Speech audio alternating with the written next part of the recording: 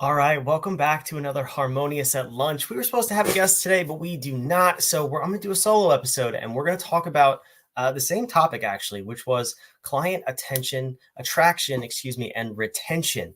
And I'm not going to touch so much on the attraction piece of this. I think that these two could be broken down into two separate categories. So what I want to do for this episode is really just talk about client retention and how you maximize your retention, and think about it a little bit differently than I think a lot of people do in this sort of industry. So this is going to work across all industries, no matter if you're serving B2B, B2C. At the end of the day, it's all H to H. It's human to human. And if you treat people like human beings, these strategies work because we are all humans who just want to feel like the person we're dealing with actually cares about us. So that's what we're going to talk about a little bit today. Now, just a quick reminder of why we're here. We are here to talk about business as it pertains to the harmonious architecture, the harmonious business architecture. And that is the 10 fundamental disciplines you must master in order for your business to grow, succeed, and scale to any level. These strategies work at the Fortune 100, and they work at a brand new startup that doesn't have a single customer. There is no business where two people exchange money for value where this architecture is not present, and therefore it must be mastered. So if you're watching this video, I just want to point out a couple things. I am redoing my office. I'm creating a little sound studio here. So right now I have styrofoam walls, and it's not that pretty, but hey, if you're listening, you can't see what I'm talking about, go on over to YouTube, check out the podcast, and of course, subscribe. This should be done in the next couple of days, so I'm excited for that to happen, but let's dive in here. We actually talked about this topic a little bit on our Inner Circle preview show last Wednesday, and I think it deserves a little bit more attention than just the short, I think, 3 to 5 minute segment that we had on that show. So really what we talked about was the difference between customer service and customer experience. Now, customer service is often a reactionary element of the business. And typically when you think about big companies, think about like Verizon or T-Mobile, if it's what am I trying to say? If it's a phone carrier, there we go.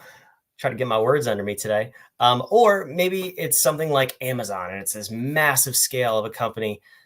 What is customer service? They're throwing their lowest paid employees there, and they're kind of just hoping that nobody ever comes to them. And if they do, they handle the problem and it goes away.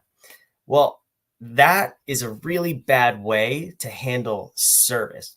If you look at the flip side of that coin, and companies that really master the term of service, think about like the Ritz-Carlton or the Four Seasons, like really, really upscale hotel chains. I actually was fortunate enough to stay at a Ritz-Carlton recently, just a couple of weeks ago. And my first experience, and truly it blew me away. I was surprised by the level of service. Now I've read books and I've heard stories about it, but I never actually experienced it firsthand. And there's only so much you can get from a book. Another example would be Nordstrom. And there's a book on Nordstrom. And there's, like I said, books on the Ritz-Carlton and the Four Seasons and their level of service. But until you actually go there and you experience it, you don't fully grasp what they're talking about. But you also have to have something else to compare that against. So let's think about whatever the worst hotel experience that comes to mind for you is. Just have that in your head. And same thing with shopping. We'll take Nordstrom, the worst shopping experience, retail in-person shopping experience that you've ever had. Compare that to what a Nordstrom would be like. Now, when I walked into the Four Seasons, this was in New Orleans, if you've ever stayed there.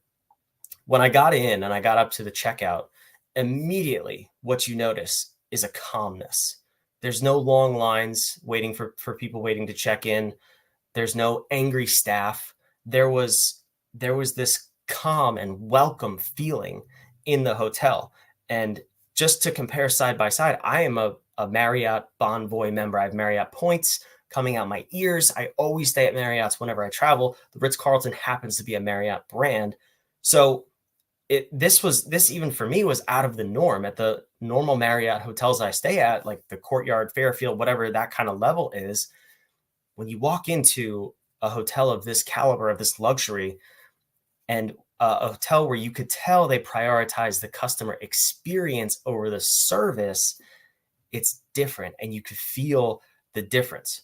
So where am I going with all this? You can tell when you go into the Ritz that every little detail was thought about, not from the perspective of serving the customer, but actually manipulating for good their experience. And engineering is probably a better word, engineering their experience. So when you go and check in, they have water bottles at the checkout counter. Okay, that's fine. A lot of hotels have that. They also have complimentary like vouchers to go to the bar, which was right next door because I got in late. They had a coffee station set up right outside the elevators every morning. And they had all of these little tiny things that are not individually unique. A lot of places have all these different things, but the way they were laid out and the sequence with which they happened is what made it unique. You could tell someone sat down, or a group of people sat down and said, what would create the best full immersive experience for our customers as they walk through their day when they stay at this hotel? Another fun little thing was by the front door, they had a little welcome basket specifically for runners. And it said, welcome back from your run. Please take a cool water on us. And they had iced water bottles at the front door. Well, they know that they've studied their clients, and their ideal avatar most likely works out and goes for the run or for a run in the morning, or at least a walk. And they would appreciate this little basket of cold water. Those little things are how you can tell that the company that you're working with really prioritizes experience over service. Now let's look at the flip side. Customer service, back to the probably lowest level employee, unfortunately, is just there to mitigate a negative situation. And I know that sounds bad, but that's how most companies look at service. They think that they can just hope that nothing bad comes through the door of their service department. And then also that when it does, the person on the other end in their company representing their brand is going to have the wherewithal and the skill to be able to handle this angry customer. And a lot of times it is angry. I think if you look at the stats behind customer service interactions, the majority of them are when people are frustrated, upset, or when there's at least a problem with their order, their item, whatever it may be. They're going to customer service because they need help with an issue. So already tensions are elevated. So when you have a less than competent employee, and the only reason I say that is because a lot of times these positions are not fully trained, or they're not well trained. They're trained to the bare minimum to get by and then pushed off into the job.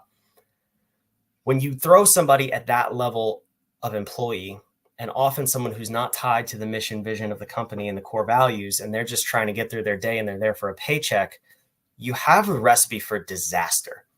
You compare the two different levels of service. You compare the level that focuses on experience versus the level that doesn't even prioritize service.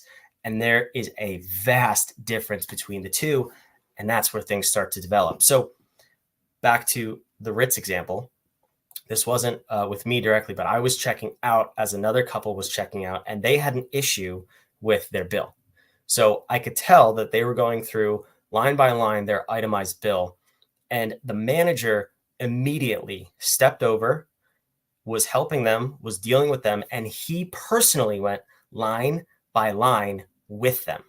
I have never seen that at a hotel in my life. I have never seen where the manager proactively went over, mitigated the situation, made sure that everything was calm and okay, and no other customers were affected by this. And he took the time to go through the bill line by line and explain exactly what was happening. My checkout experience was purposely long because I was watching this happen. I was so blown away by the experience. I've also been in hotels where people were going line by line through their bill, or they were frustrated with something, and there was immediately loud voices, the volume was higher, tensions were escalated, and you could tell the person behind the counter just wanted the situation over and they didn't really care. So what's What's the difference and what do we do about it? Well, I'm going to give you something that we can do. It's a simple method that I learned about 4 years ago at this point, and it's called the TAR method. TAR. And it's a simple acronym that stands for thank, acknowledge, resolve. If you could use this one little acronym in your customer service, teach it to your customer service team, have a whole training around it, and make it part of the core of your company so that your customer service team is equipped with the tools to handle any situation that arises, you will immediately elevate the experience for your customers. And I promise you, people will start talking about your customer service in a good way. It'll actually be a selling point for your company. People don't understand that their customer service department often will make or break the whole experience with the company. No matter how good fulfillment was, no matter how good the product was, no matter how many problems your company solved for your customer, if they have to deal with your support team, your customer service, and it's a negative experience, you've lost the customer for life and you've tarnished your reputation, because most likely they're going to go talk about it negatively, either online or in person, or sometimes you don't even know, it's just to their friends and family, but no one ever knows about it. So you've lost 10 customers from one. It's so important to prioritize customer service. So what is this TAR method? Thank, acknowledge, resolve.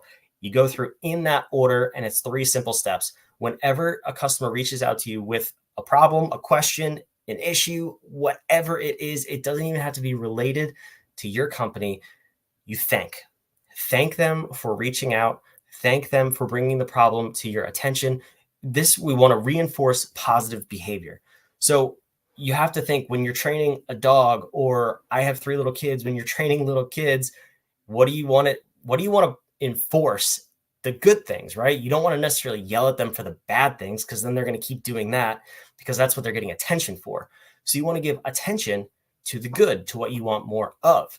Well, if a customer has a problem with any part of my service or my product, I want to know about it. I don't want them telling other people before I've had the chance to address and fix that problem. So I want to reinforce that positive behavior. I am so grateful that you came to me with this problem, that you brought this to our attention. So thank you for reaching out. I really appreciate it. A lot of times you'll get one of 2 things. You'll get the apologetic reach out, where a customer says, I'm so sorry to bother you, but I had a problem with my product. Okay, so first we want to thank them and let them know that it's, don't apologize. I'm thanking you. Thank you for doing this. It's not an inconvenience. Thank you. Or you'll get the immediate angry, I can't believe this product doesn't work. I spent so much money on this, blah, blah, blah. Okay, well, still thank you. Thank you for reaching out.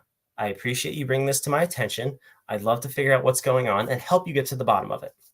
So that's step 1. It's very simple. Thank. So we are thanking the customer for reaching out and bringing this problem to our attention. Step 2, the A, acknowledge.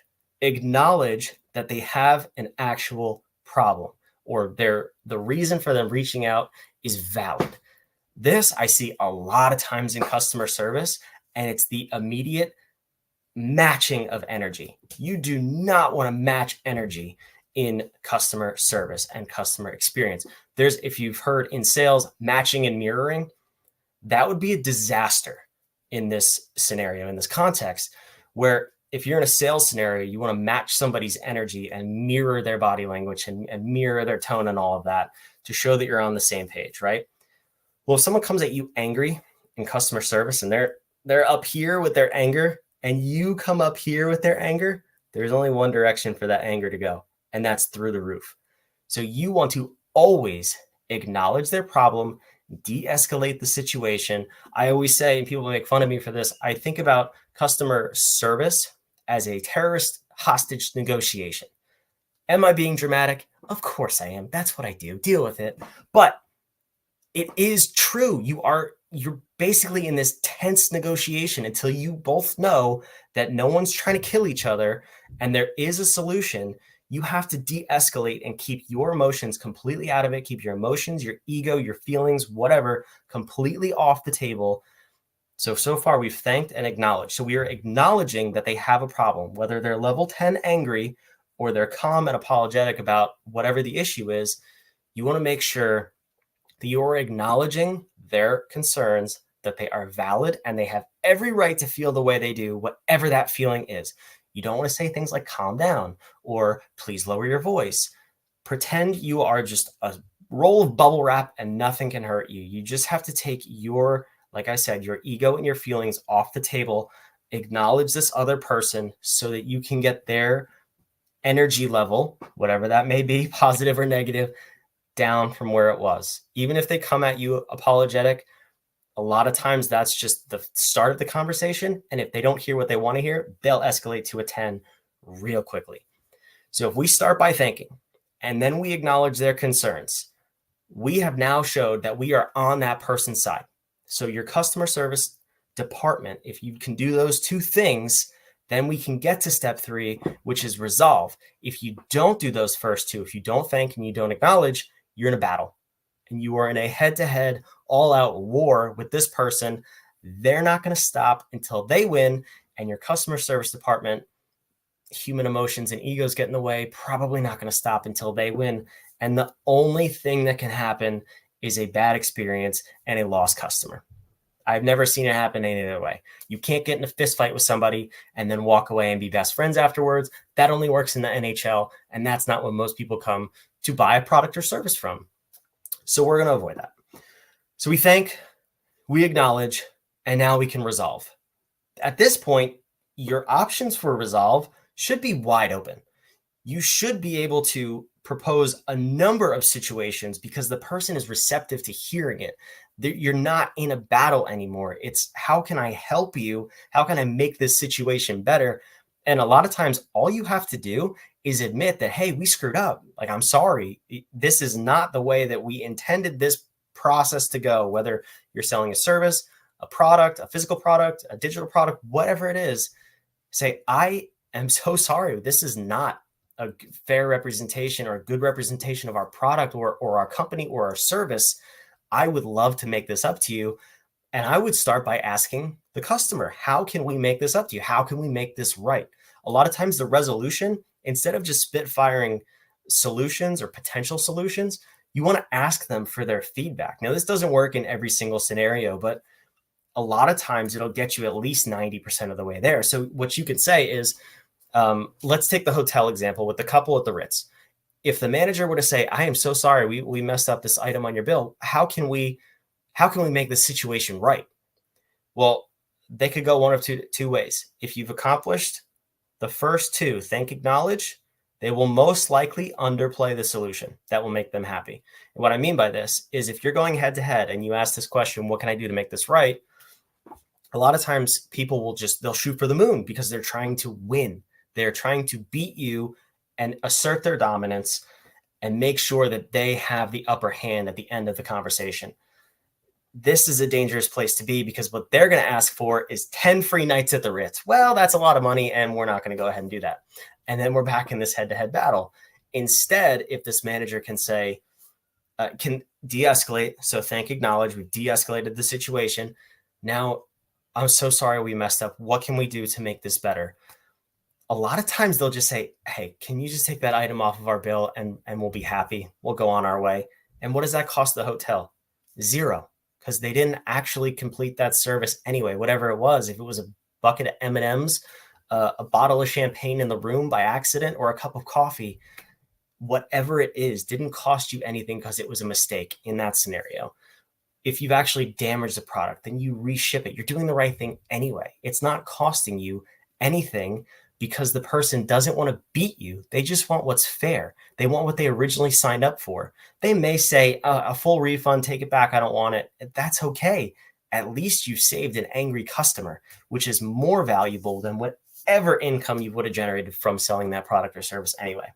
So these are just a couple of tips, but super important that you understand the thank, acknowledge, resolve. Now that's customer service especially. We also want to talk about the customer experience. And I actually don't want to talk about that. I want to show you something that really helped me think about this in my last company. And honestly, it's how I grew my company to sell it in 5 years, from working 80 hours a week to scaling, exiting, doubling my revenue 3 years in a row, and then exiting within 3 years. It was a journey I couldn't even have imagined. And I really do attribute to just a handful of things. And one of the big ones was that I focused on this. I focused on customer service, customer experience, and then obviously implementing the Harmonious business architecture that we talk about all the time. But I want to share my screen and I want to show you, if you've never heard of this book, I highly recommend it.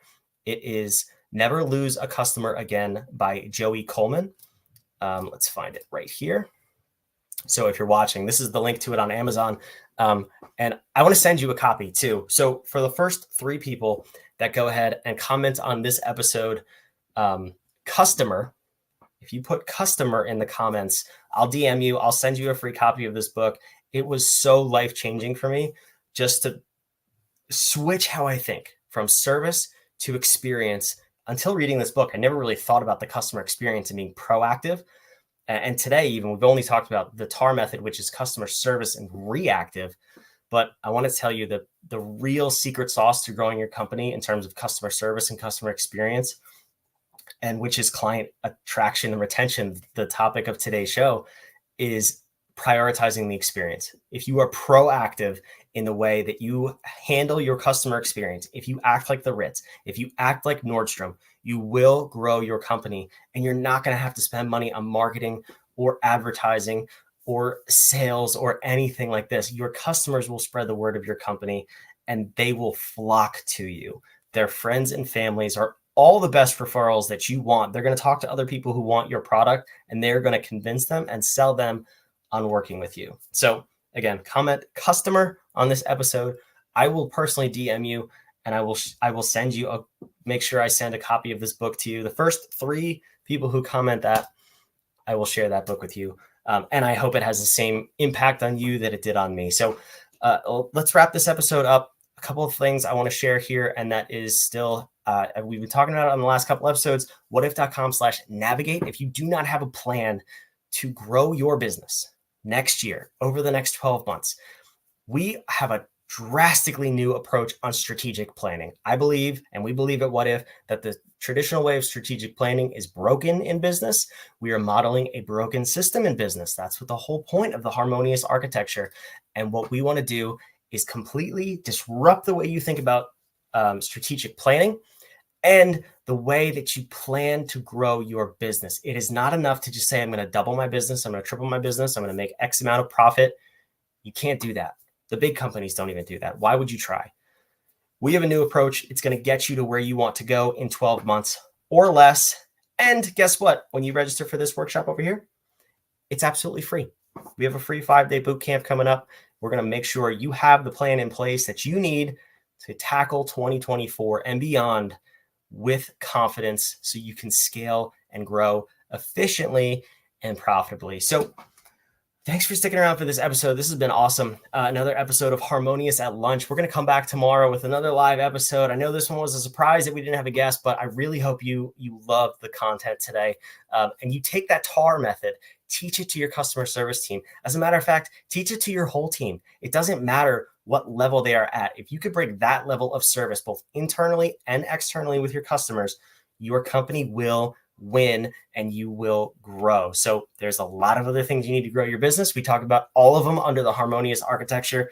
But this one, at least, you can take, it's a little tip from today that you can take into tomorrow, teach your team, pass it along.